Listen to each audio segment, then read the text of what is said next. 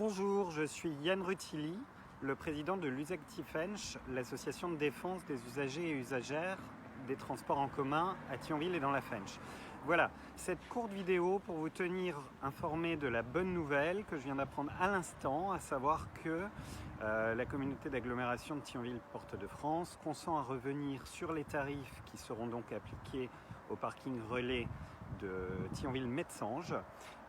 Cette négociation a donc abouti, elle est à mettre au crédit de la victoire de notre association, au crédit de la victoire de la mobilisation de vous tous, de tous les usagers, de tous les usagères. Donc aujourd'hui, ce qui est proposé, c'est que tout le monde paye 10 € par mois pour stationner sur ce parking, 105 € par an, incluant l'achat d'une carte, vraisemblablement, semblerait-il. Il faut maintenant attendre les informations officielles. Si jamais c'était le cas, au moins cette mesure serait-elle équitable ? Ce qui conduit en tout cas l'association à retirer ses contentieux juridiques, puisque nous n'allons pas attaquer des délibérations dont le président du SMITU, M. Schreiber, consent lui-même à ne pas les appliquer.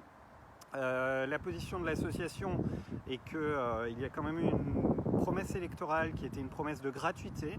Donc la question qui nous est posée est: nous satisfaisons-nous de ce qui nous est proposé aujourd'hui, c'est-à-dire le même tarif pour tout le monde, ou alors demandons-nous le respect de la parole publique telle qu'elle a été donnée durant la campagne électorale, qui était une promesse de gratuité.